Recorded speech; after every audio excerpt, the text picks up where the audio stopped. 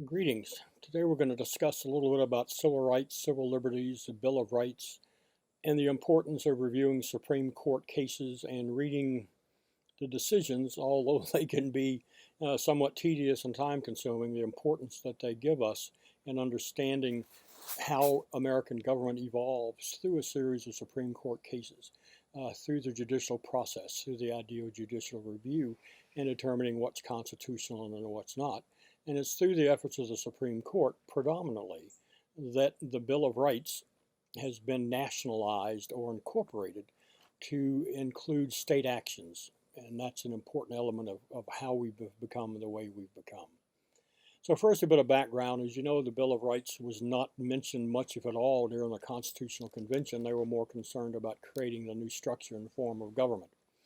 During the debates after the submission to the states of the Constitution for ratification, the Federalist Papers had their competition, which were the Anti-Federalist Papers, and in one of those papers they argued that each state in its own constitution has a Bill of Rights to protect the citizens against abuses by the state government, but nowhere in the proposed U.S. Constitution are there any protections for the citizens against abuses by the national government.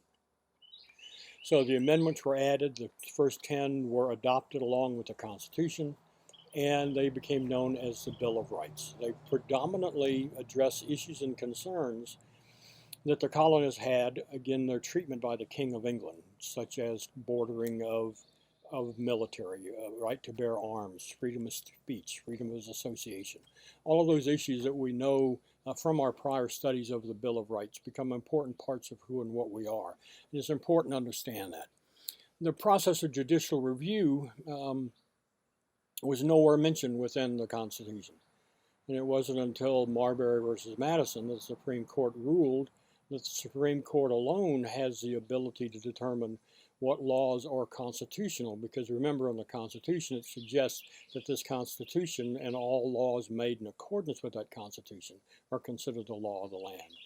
So without going into a great deal of detail, Marbury versus Madison had to do with the delivery of appointments, and a challenge was raised, and the ruling was that that law that required the distribution of those appointments was not consistent with the guidelines within the Constitution, and so they ruled that it was unconstitutional.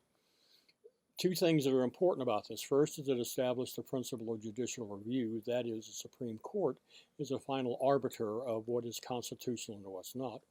And second is they're given no enforcement mechanism. So the fact that others went along with those decisions is a further strength of our government. So although they have no enforcement mechanism, the way to change the decisions is to go back and change legislation that is there ruled to be consistent with what is in the Constitution previously. So important principle. The Bill of Rights were not originally included. They were felt that the states' rights guaranteed within the state constitution were sufficient. In the debates that followed submission to the states, the decision was made that we need to add a Bill of Rights that provide those protections. Those first 10 amendments were passed, and they became what are known as the Bill of Rights. And then going back and reading those again, as we say, they are consistent with the abuses mentioned within the Declaration of Independence, and they're also consistent with this notion of natural law and what goes on with that. So that's the important element of there. And so what's happened is through judicial review, this idea of incorporation or nationalization began, and we saw that early on in the case with the National Bank and with harbors, this notion of national primacy, national supremacy in dealings with those issues between and among states. So an important element that moves forward, and again, reemphasizing the importance of Supreme Court cases, because as we suggested several times so far throughout this semester, that we're in the process of becoming, and we'll constantly be changing, and you'll see further changes during your lifetime. Probably the next big issue that gets to be important for us are some things, a group of 3 amendments considered to be, by some, the Civil War amendments, by others, the Reconstruction amendments. However named they're called, they are the 13th, 14th, and 15th amendments. And they came out as a direct aftermath of the Civil War to address the issues and concerns that were fought over during the war. The first was the end of slavery. The 13th Amendment outlawed slavery, unconstitutional, and did away with it in this country. The second was the 14th Amendment, which identified citizenship so that we could determine who was and wasn't a citizen of this country. And then it also established the principle of due process, something that we'll talk about a great deal more. But basically it says that every person who is a citizen of the United States is entitled to due process of the law. And again, this has been a process that's been used for this idea of nationalization or incorporation of the Bill of Rights at the state level. So those three, 13th, 14th, and 15th Amendment, are what's known as the Civil War or Reconstruction Amendments, and they play a critical role. 15th Amendment, even though it gave all people the right to vote, we know in American history after this passage, we had Jim Crow laws and other ways that were put in place to prevent and discourage voting by minority groups. And we have to always be aware of that. What sounds good on surface, well, you have to have a photo ID, may in fact not be possible for everybody. How do you get a birth certificate if you're born in a predominantly rural area, you were born at home, and have little input or contact with a health department? Things of that nature get to be critically important as we deal with it. So these rights, although they're guaranteed by amendments to the Constitution, they have to be consistently fought over.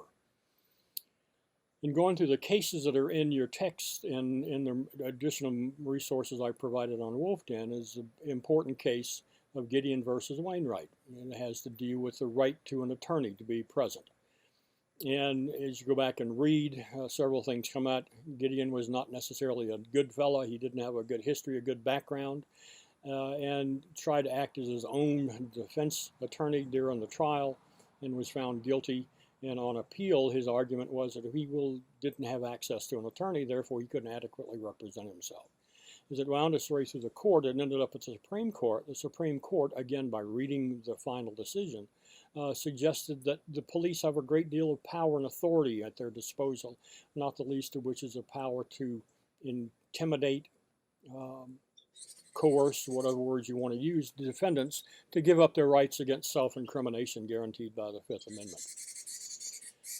And in understanding this, the Supreme Court went on further to say that law school, in fact, trains people to deal with the language of the law, the vocabulary of the law. And the average citizen, despite their education or background, is unlikely to have that capability to defend themselves adequately. So the Supreme Court ruling Gideon v. Wainwright had to deal with the right to an attorney in legal proceedings and criminal cases. If you're a criminal justice major, this becomes an important part of who and what you are because it led some years later to the Miranda case, which had to do with an indigent being arrested and not being given his right to an attorney, making incriminating evidence, and it led to this notion of having to have Miranda rights. And if you watch movies or TV shows, you have the right to an attorney, to have an attorney present. Anything you say can and will be used against you. And all that's an outgrowth of this notion of the right to have an attorney. Then it's not enough to have that right. You have to be informed of that right and move forward from there. So Gideon v. Wainwright is a critical case in dealing with the rights of citizens against the legal system. Movies have been made and the various resources available. And as I said earlier, I've also posted resources. The next one that gets to be important as we go through is Plessy versus Ferguson and Brown versus Board of Education. Plessy versus Ferguson had to do with access to transportation on passenger trains. The Supreme Court ruling was that, well, yeah, you had to sit in a separate car, but they were roughly equal to what the other cars were. And nothing in the 14th Amendment says everybody has to be integrated. It says you have to have equal protection, and therefore providing equal train transportation, passenger cars, was considered adequate. And more importantly, if you go back and again read the decision itself, it talks about there's nothing that says you can't use the history, the cultures, and the traditions in making those decisions. So this idea of separate but equal stood until the mid-1900s, 1950 period, when you had Brown versus Board of Education of Topeka. Side of that was a combination of cases that were brought, one of which was from Clarendon County here in South Carolina. And in that, it had to do with K-12 education. And the history of the way this evolved was that a lot of early cases that were done on the separate but equal had to do with professional schools in general, but law schools in particular. And in those cases, the ruling was that, well, you cannot have exactly equal libraries. You can't have exactly equal quality of education. And even having someone being able to sit in the hallway and listen in was not sufficient to meet this criteria of separate but equal. So in those areas of professional education, that had been the standing, but not in primary K-12 education. In Brown versus Board of Education, the Supreme Court ruled that segregation by and in and of itself is unequal, that access to not having access to the same resources include interacting with other folks not of the same race or cultural background as you. So Brown versus the Board of Education ended up overruling the precedent set in Plessy Ferguson and led to this issues of integration and the history that we've had in the 50s and 60s, and some would argue up until today, are still going on despite the ruling that separate but equal is not in existence. There's also a second case that deals with this, and that's Brown 2, as it's referred to. And it talks about implementation. How do we make this happen? And it encouraged governments to proceed with all deliberate speed to address the abuses and concerns that had been raised in those cases. So again, critical cases in dealing with and moving forward. And again, some 60 years later, we're still dealing with the aftermath of those. And in South Carolina, among other states, you can travel through parts and realize that in education, even though we're supposed to have equality, there is definitely inequality in educational opportunity. And that is an issue that's still going on. So what we find when we study the Bill of Rights and our civil rights and civil liberties, we find that they were added on to the Constitution as protections of the people against abuses by the national government, that they already had those protections in place in most of the constitutions for the states. We then had the issue of judicial review that came about in Marbury versus Madison that said the Supreme Court is our organization that determines what laws are and are not constitutional and set up the principle of judicial review. We have the issue of nationalization or incorporation of the Bill of Rights predominantly through the Due Process Clause of the 14th Amendment. And then we have examples of how the Supreme Court ruling may be consistent with the time, but not consistent with the Constitution. And even though Plessy Ferguson was a precedent that was said it was overturned, which it means in today's world, just because it's been decided in the past doesn't mean new information, new background, even new politics may come into play to change that prior decision. And one of the key elements today you see is in the debate over Roe v. Wade and the right to abortion. Although it is precedent, it's been set, and it's been the law, there's nothing that says a new case, a tangential case may come along, and the court ruled then that that is unconstitutional and do away with that. So rights and having these rights are not easily won, and once won, they're not easily guaranteed and ensured, and it takes ongoing effort. And one of the challenges we have to keep in mind is that if we believe in natural law, these guarantees or freedoms have to be enforced by government, and that means all of us as citizens have to participate in the process to encourage and ensure that the rights of all are protected. Good luck with your reading. They'll be consistent, and I look forward to reading your essays. Have a blessed day.